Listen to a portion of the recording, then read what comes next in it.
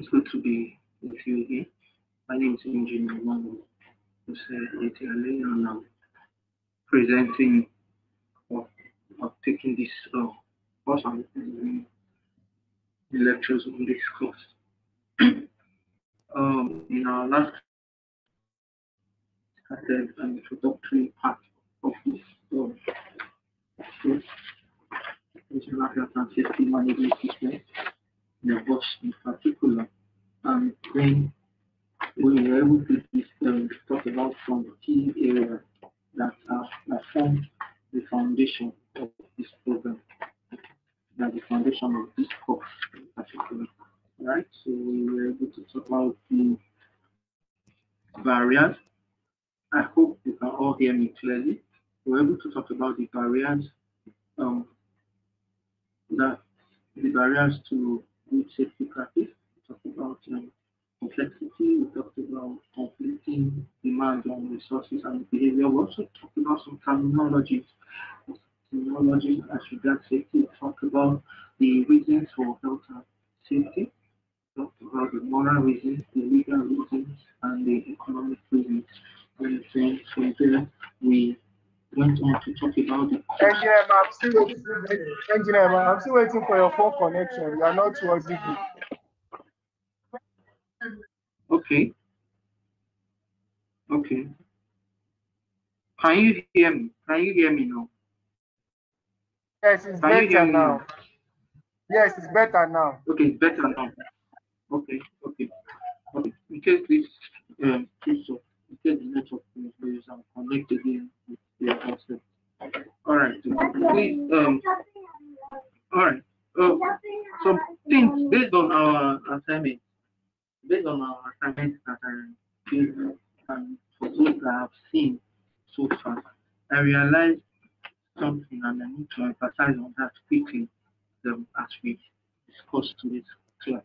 Now, please, it is very important you know how to answer questions that are asked, especially with respect to your approach. Even in the professional writing professional certificate or certification from business, they, it is recommended you understand what is needed for you to do when you are asked to either give, state, or define. They have similarity. All right. Now, in your own words, that's what is expected. Okay. Now, when you are asked to identify or list it without explanation, all you just need to do is to list with brief details or sentences without much explanation. That's what identify means. List means you put it without it, you just drop them without explanation. When you have outline, please, please, please, outline what is expected of you to do. These are the key features. You list out you kind of list out the key features and you give some little credit Engineer, and history. please connect to Alright? your phone. Engineer, connect to your phone, please. Okay. Very quickly do that. Alright. So as I was saying, when you're asked to outline, what is expected of you is to list and then also put some features or some phrases rather along with it. Then when you are asked to explain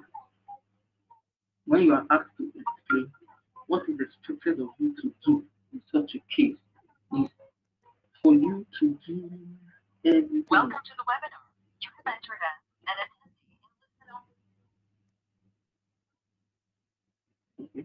Mr. Yomi, if you can hear me, please unmute the other. Thank you. Okay.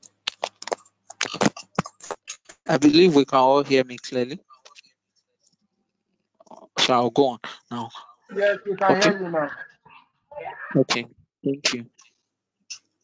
All right. So when we're talking about explaining or describe, when you see something of such, explain or describe in this context, professionally for this exam, or even in your exam, your other exams, what is expected of you to do is to use words to paint a picture. That's what describe means. Use words to paint a picture.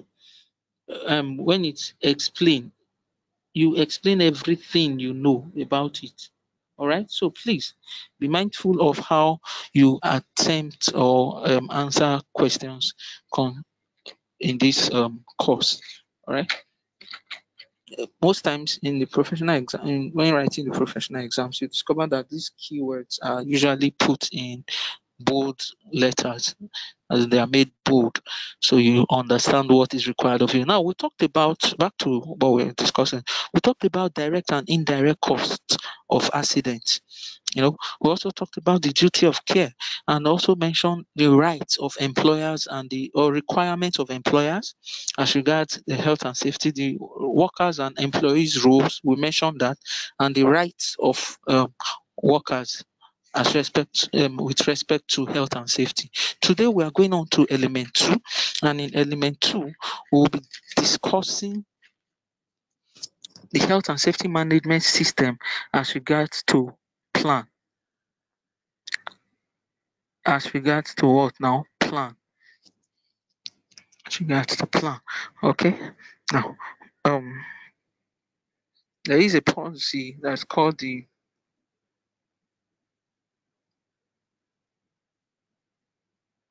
Okay, I'll come to that anyway.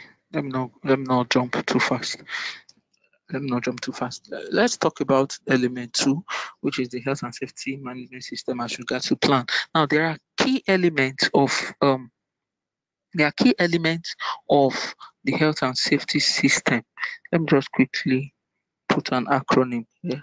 There are key elements of the health and safety system. The first is policy. I'll explain what this is. Policy. The next is organization or organizing. The next is planning slash um, implementation. Planning slash implementation. Then you have please, as I'm saying it, take note of what I'm putting down, please. Take note of it. You have evaluation. Okay. After evaluation, we also have our action improvement. Then we have audit. Action improvement. Action improvement.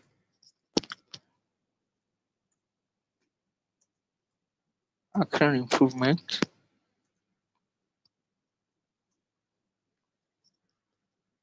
Then we have the last, which is audit. Audit. So these are the framework or procedures, or the key elements of your HSMS, health and safety management system. All right, they are the elements of um, the health and safety management system. I will explain that shortly. HSMS element.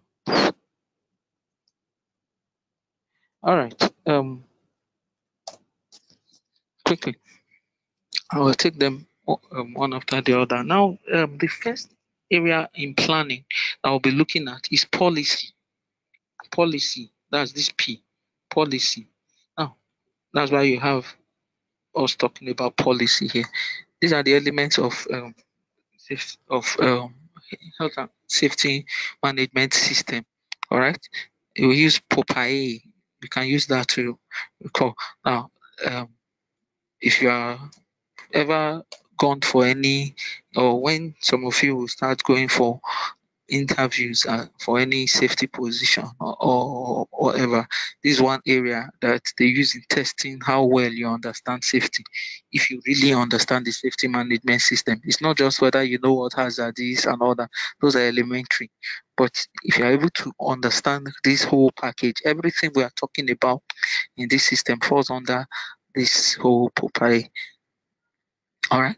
Now, in terms of policy, which is the first P, policy.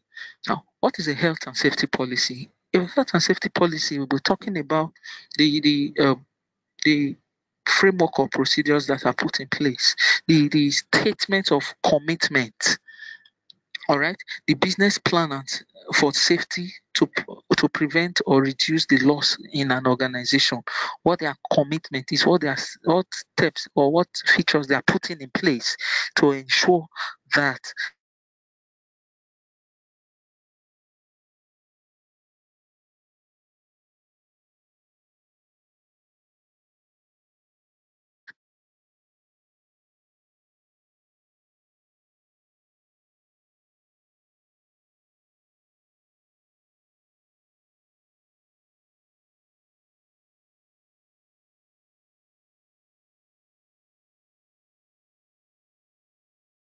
okay, all right. So I hope you can hear me now.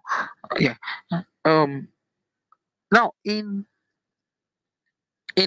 terms of the policy, majorly what is being looked at there is the statement of commitment of the organization, the statement of commitment of the organization. I'll just touch this briefly before I go ahead to go take each of them one after the other. Now, when we're talking about organizing, which is this O here, organizing here refers to the roles and responsibilities. Okay, organizing here refers to the roles and responsibilities where we have to deal with the organogram and the line of reporting also. All right, the organogram and the line of reporting, that's what organizing talks about. Then when you're talking about the planning and implementation, we are referring to the detailed arrangements that you have with respect to execution of your task or activities that or operations um, of the organization. All right. Now that's talking about planning and what implementation. Then the other E there, I said that E talks refers to what evaluation. Yes. So in terms of evaluation, we are looking at monitoring and review. When you've put setting your policies, you've structured your organization, as you've created roles and responsibilities, you've also put planned and you're implementing them. It is necessary that you also monitor the efficacy of the system you have in place. Monitor the efficiency or how well the level of compliance to every of those rules that you've put in place or regulations or structure or framework that have been put in place. All right. Um, it is important that I quickly state this that under the safety management system, we have some of those codes and conduct that I mentioned earlier from those organizations like the International Standard Organization, ISO, the OSAS, Occupational Health and Safety,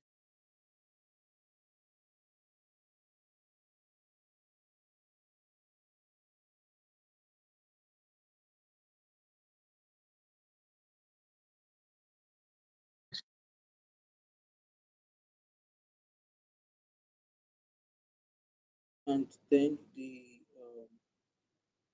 civil. Okay, I think you can still hear me clearly. All right.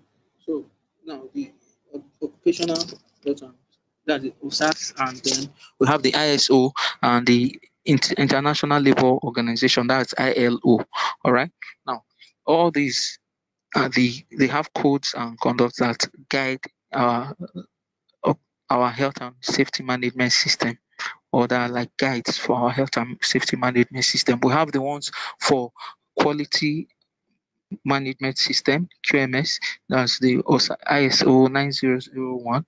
You have the one for environment, you have the one for legislation, that's that's related to legislation, that's the 18001, which is already being which will soon be completely overtaken by or replaced by ISO 45001 2018. Yes. Mm. All right. So, um, back to basics. As I was saying, the evaluation here refers to the monitoring and review system that is put in place. Monitoring and review. You're going to monitor the progress of or the efficacy or the level of compliance of the systems that you've put, from policies to organization to planning and implementation. All right. So what comes in next is what? Evaluation, which is monitoring and review. All right. So recommend corrections or compliance can be can be measured, level of compliance, level of efficacy, and the rest of it. Then after that, we have an action improvement. Action improvement. Why? If you've carried out monitoring and you've also carried out reviews, you will discover that there might need to be some corrections due to some shortcomings. No system compliance may be 100% perfect. There might be some shortfalls or some snags or some drawbacks, or laybacks too. So we we implement what now? The correcting system, or rectification of action improvement. And then we have also, very importantly, the last but not the least, which is the other A here, which is what? For audit. Audit. Now, when we're talking about audit, we are looking at the a system that must be what? Independent, systematic, and critical. Now, an audit must be is an independent, systematic, critical examination of the management system. So mind those words that are used.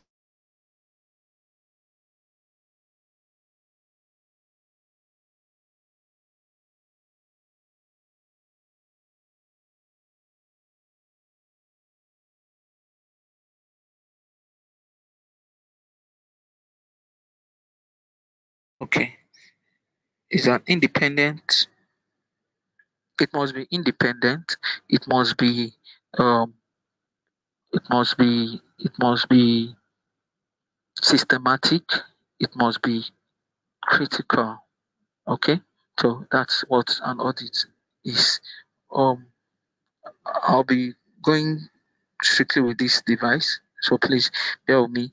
Most of the things I may be saying going forward may not be reflecting on the screen at the moment. I'm trying to change the system. But please just listen attentively, and please ensure that you are taking notes. You are jotting some things down. Even though I'm trying to be fast, but please ensure you are jotting down some things, some some points, all the points in fact. All right, now the next thing I would have to talk about quickly there, so is objectives of the objective of policy is to improve people from, or to protect people rather, from injuries. We have to protect people from injuries and ill health, and also comply with legal requirements and avoid prosecution and manage health and safety on a cost effective basis. Yes, on a cost effective basis.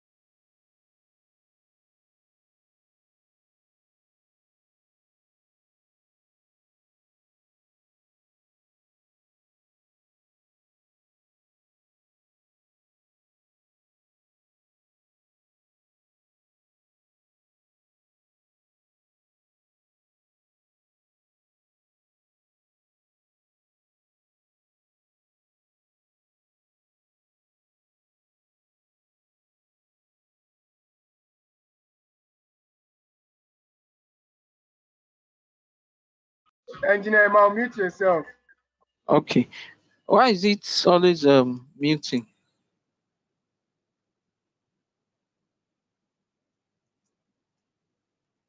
Okay. Um. Okay. Quickly, let me just. The rest of the class will be on voice, so please let's just follow through. Okay. Now, the safety, the statement of intent. When we're talking about policy, we said it involves what now? Statement of intent or commitment, okay, and responsibility. Now, what does this mean?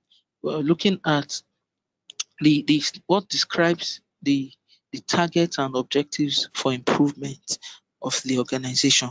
All right. Now, when you say organizing or organization, what we are looking at there is the roles and responsibilities of everyone in the organization, the roles and responsibilities of everyone in the organization.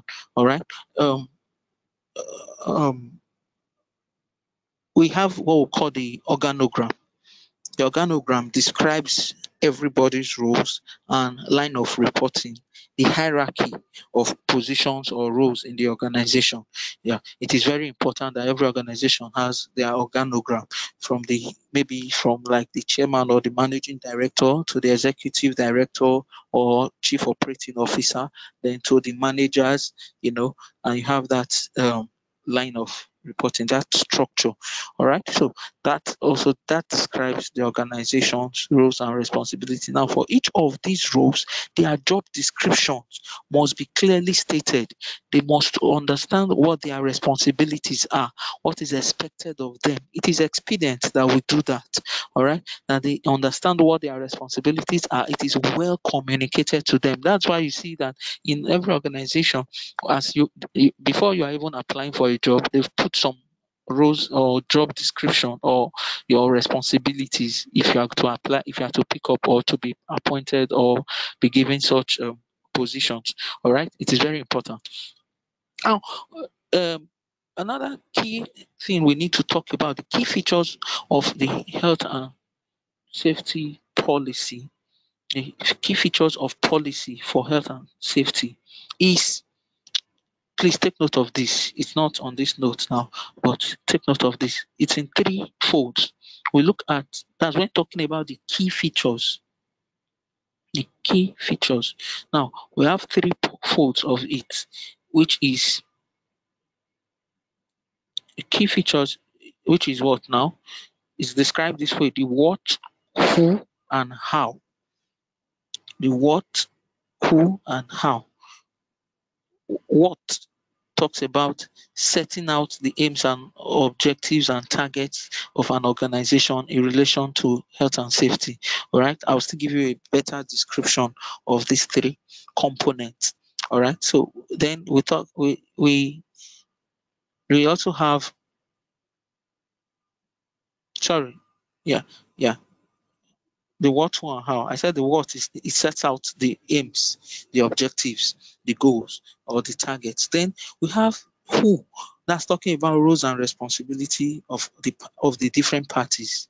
Roles and responsibilities of the different parties. Then how is the detailed arrangement for achieving these objectives. What detailed arrangement do we have for achieving these objectives? All right. So apart from that, if we want to now go further or better describe the components or parts of health and safety policy, there are three major parts. Number one, that make up health and safety policy. When you go to almost any organization, well structured organization, they have they must have their health and safety policy. As a matter of fact, the regulation safety regulation right now, even for financial organizations, it is expected of them to have their health and safety policy. Now, with this outbreak of the coronavirus that has the global um, affected the world at large, more policies are now being implemented recently we heard about the policy, the COVID-19 policy that has been passed into law. You understand? Short, very soon, when the lockdown is going to be lifted, they intend implementing or imposing the use of some certain things, especially the nose mask, all right, for protection. Soon, they're also going to. There's even a bill that is being passed right now, which is also being fought, and that's the bill for forceful vaccination. You know what that means? Now, by force, whether you like it or not, you must collect the vaccine. It is already being passed. It is already being read. It has, I think, it has passed the first reading. But we don't know if it will come to light of day anyway. Now, what does this mean? Things will come to that very soon. A lot of things come up that makes policies to be written or to be drafted or to be passed into law. All right. But three major components will make up this policy. Number one is the general statement of intent. Number one is the general statement of intent. Now, in the general statement of intent, it will outline the aims and objective. That's the part of the policy. The policy might just be one document or one page, but it will have a general statement of intent. All right. Well, it might be that's the policy, the statement of intent or the general statement of intent. It could just be one page. All right. You see, some companies they have policies for everything. Maybe the smoking policy, journey management policy, the health and safety, the general health and safety policy, which comes first, and then you now see some other sub policies that also follow suit. All right. Now, those ones always have the general statement of intent, but the document itself is composed of three parts, which will have the general statement of intent, it will have the organization part, and it will have the arrangement part. The general statement of intent, you can use the acronym GOA, GOA, the general statement of intent, organization, and also the arrangement part. Now, these are very key. The organization part will talk about the roles and responsibility, the organogram, the line of reporting, which we had earlier also mentioned. But this is not the organization we are talking about when we were referring to the features or the elements of Pupae, though it is similar anyway. Or in this case, for policy, it will have that. Now you have arrangements. Now the arrangements there, we'll be talking about the procedures that are put in place, the general, um, what's it called? General and specific um, procedures that are put in place for the activities in H&S, that's the health and safety. All right. Now, the arrangement are those features that are put in place to control risk. All right. So that's what we mean by arrangement. Okay. Now, when we talk about the general statement, I said something that it will have the what? The objectives and the aims. Now, the objectives as statements or commitment shows some statements that will show that's very key. That's number one. Number two, it will also have proof. I said number one, objective has what? Commitment to meeting up the legal requirements. Then we have provision of safe place, plants and equipment. All right, I'll be giving materials for all this by the end of these classes. All right, then we have um,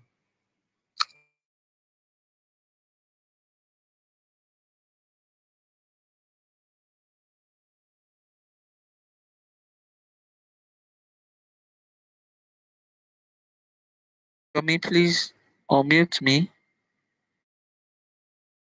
All right. Mr. Yomi, please. I don't know what's happening over there, but I see myself being muted sometimes. All right. So as I was saying, the objectives will have these features. All right. Then the consultation with workers, it will also have that. It also has that in place. All right. Then we have also after that we have the targets. Remember, I said the objective has what? I'm sorry. general statement of intent has what now? The general the objectives, and then we have the targets. All right, the targets must be SMART. SMART. Smart means specific, measurable, accurate, reasonable, and time bound. It must be specific. We know the exact targets that we have. It must be measurable so we can assess how well we have met up with those targets. It must be accurate. We must ensure that we don't have errors in our estimations. Then it must be reasonable. It should not be something that is out of that is unachievable or that is practically unachievable. Then it must be time bound. There must be a time frame for these things to be achieved. Examples of that could be something like maybe you have five internal, or you plan to have like five internal audits or four internal audits before your second quarter. So that means that, or by the end of your second quarter, that means for the first quarter, you should have been able to achieve two internal audits. But by the end of the second quarter, you should have been able to achieve another two internal audits, and then that makes it four internal audits. Another one could be 10% reduction of accidents, or maybe the you want to conduct risk assessments. You understand? Before every task. These are some of the kind of targets that we could put in place. Then the third one, which is what? Arrangement. All right. The third one, or the second one rather, which talks about arrangement. Arrangement can be um, general or what specific. I mentioned that earlier. Then the purpose of we go from there. We go into um, the purpose of setting policies in H&S. The purpose of setting policy. Number one purpose is to provide direction for the organization. Number two purpose is to fulfill legal requirements. To fulfill legal requirements. That's very important. To fulfill what? Legal requirements. To fulfill legal requirements. And number another part again is to also it also helps to achieve an effective management system. All right. Then decisions will also need to meet the aims of the policy and the commitment made. Now, every decision taken will have to what meet the aims of the policy and the commitment that has been made. All right. Now, um, a policy must be some of features. Please take note of that. A policy must also be appropriate and suitable. It must also be specific to the type of task. All right. These are very important. Then it must it should be also endorsed by the most senior management. So if for instance the most senior management is the managing director, and the executive director who is next to the managing director goes ahead and signs a policy, that policy cannot be respected or cannot stand, or it's not acceptable by safety standards.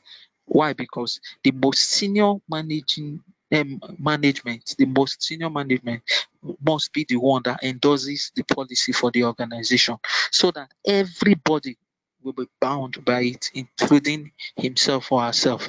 And it must be well communicated to workers. It must be properly and well communicated to workers. All right. Now, well, the before I just round up this class, I would quickly want to say this. And before I start giving the assignments, please, the you should note this too. Now, these policies usually they get to change over time. They get to change over time. Over time, you discover that needs arises for policies to either be changed or to be reviewed. Let me put it that way, to be reviewed. And there are different features or that could be accountable for this. What could be accountable for this? They include the following, but not limited to it. One of it is time. Time. The policies over time, there might be need to review a policy. Please take note of these points I'm making. Over time, there is usually need to review policies. Time is one of them. For instance, the system, another one is changing technology. All right, changing technology. This also happens over time too. All right. Now there are some policies that you used that used to apply in the 80s that cannot right now in most organizations. All right. Now there are some policies also that based on the technology, maybe when it was just 2G or 1G or G less, you know, those policies were holding. But the moment you are going into 4G, now we're even going into 5G kind of technology. Some things may need to change in some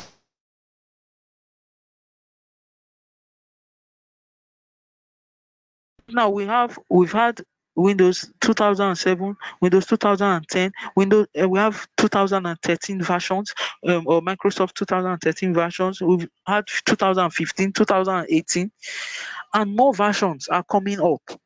Now you discover that some are being outfaced. I think Office 2007 is being outfaced or faced off. And these things happen. Other things that could also be responsible include management structure, change in management structure. You are deciding that you are not going to be have the organization decides that they may not be having a COO anymore, or they are going to combine two departments, to become one. That may also affect the policies that will be binding or that will be existing. So these and many more. Even the report from audits is another thing that can cause a change in what policy. Quickly, your assignments. Please, your assignment will be sent to the same mail that it was sent to before. And please take note of these assignments and ensure that you do them. All right.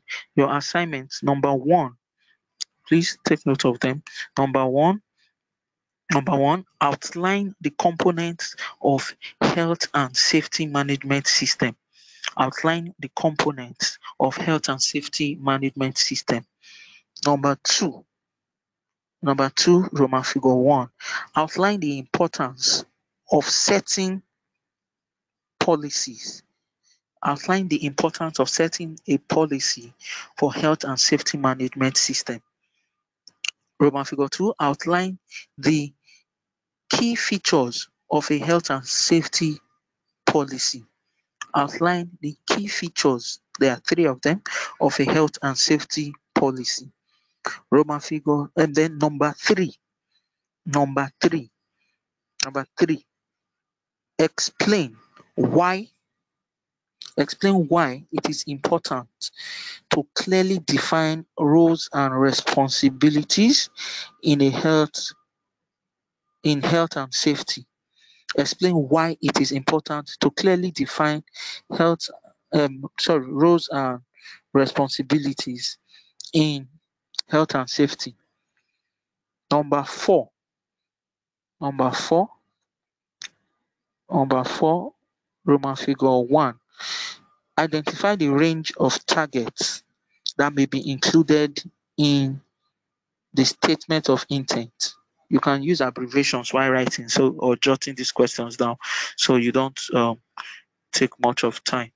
All right. Identify a range of targets that may be included in statements of intent. Roman figure 2. Explain the term duty of care. Explain the term duty of care. Then number 5, outline. Number 5, outline the circumstances that may be required, or the circumstances that may require rather the review of H&S policy.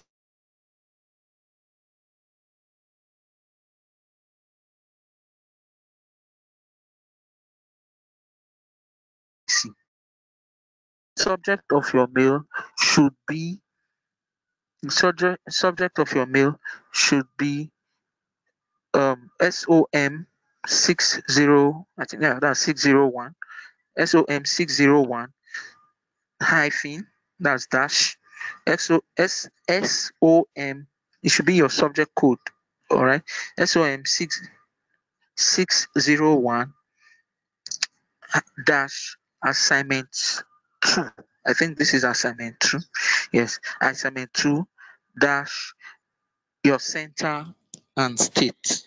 So SOM 601 dash assignment 2, then your center and state. Your center is maybe your center is Kafanchan and in Kaduna. So you put Kafanchan, Kaduna. All right. If your center is Warri, Delta State,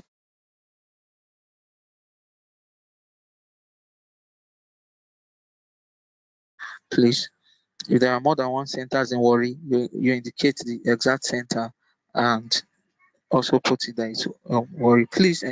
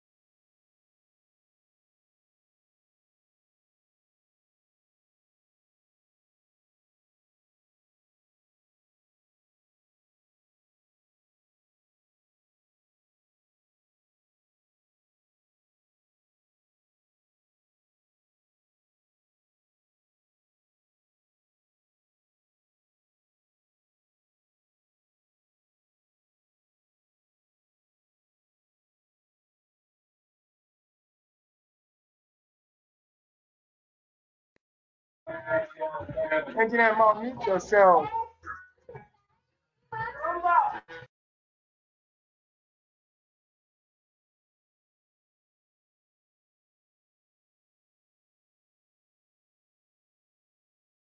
And now you just do that. All right. So as I was saying, quickly, please ensure that quickly, please. Some interruptions. Ensure that the assignments are forwarded to engineer ENGINEER EMMA dot JPTS at gmail.com and make use of the subject SOM SOM 601 dash assignment 1 dash your center and state. Please, for those of you who are not putting the proper subject, your assignment may not be collated. A lot of mails come in and they come in at different times. So if you don't put the proper subject and we are searching with the subjects, I will not be able to see your mail. that won't be anybody's fault but yours for not following instructions. Follow the proper subject if you want your assignment to be um, collated or recorded or assessed. All right. Um, thank you very much. And I believe in our next class we'll be able to cover the next some other elements. We're almost done with this um, course, as it were. We're going to be covering neurest holistically. All right, we've talked about the factors that could cause um, or necessitate a review in policy. We've talked about time, we've talked about change in technology, reports from audits. We've also talked about some other areas, even third party recommendations and change in legislation, a lot of them. So please ensure you get do read up and also get more information as regards this. Then one more question that is supposed to be uh, on your assignment list. Please ensure you do this. Number 6. I think that's number 6. Yes, number 6 question. Give the meaning. 6 Roman figure 1. Give the meaning of the term health and safety culture. Then identify the factors that result in poor health and safety culture.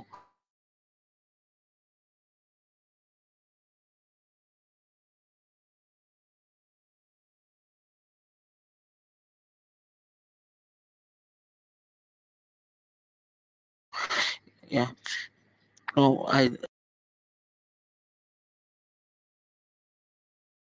lifted soon, lifted from next week. Please ensure that you still practice full compliance, total compliance to health and safety. Your safety is your responsibility, and our safety is our responsibility. First of all, thank you very much and have a wonderful weekend. Hope to see you again. Hope be with you again some other time. God bless you.